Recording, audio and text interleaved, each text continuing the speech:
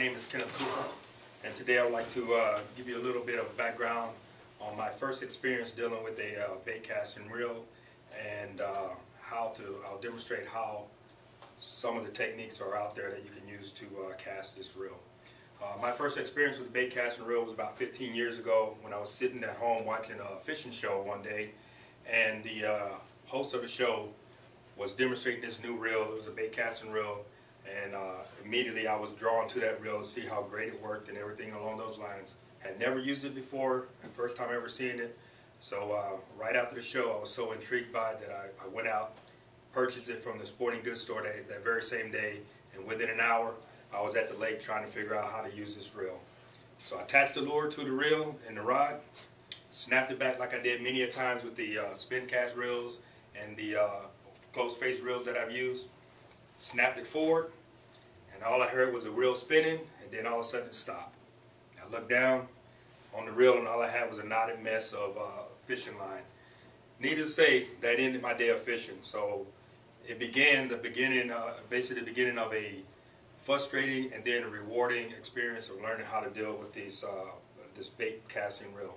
So what I want to demonstrate today are a couple of techniques that I've learned along the ways on how to cast a bait casting reel.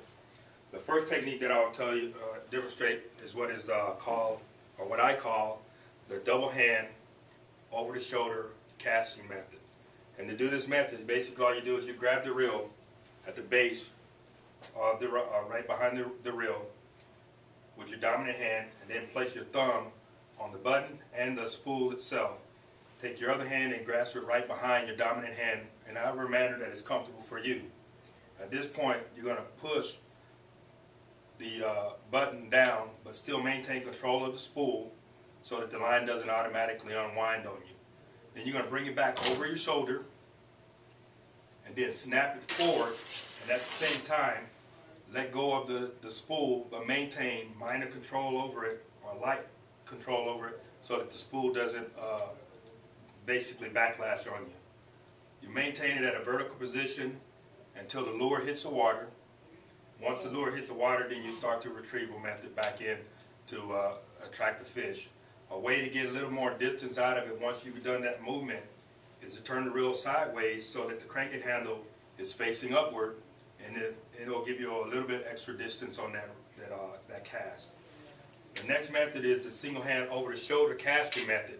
Basically grab the reel and the rod in the same manner, press the button to release the line, but maintain control of the spool. Bring it back over your right shoulder, or whichever is the dominant shoulder, and then just cast with one hand in the same manner that you did with the double hand. You're only using one hand at this time. These two techniques are designed for open water and getting a lot of distance out there when you've got a long way to cast. Doesn't take a lot of effort, but it is a very effective method. The next method is what is called the double hand or single hand side casting method.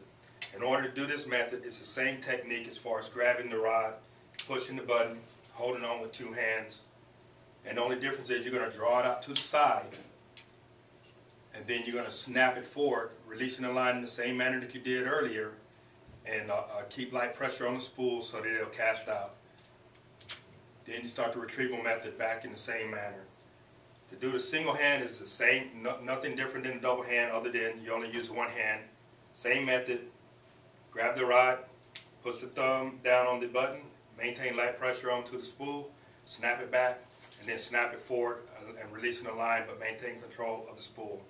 And then start the retrieving. These two methods, basically two base methods that I just described, are for two different techniques. Once again, the over-the-shoulder casting method is for distance, and while the side casting method is for pinpoint accuracy to get underneath boat docks or under overhanging trees.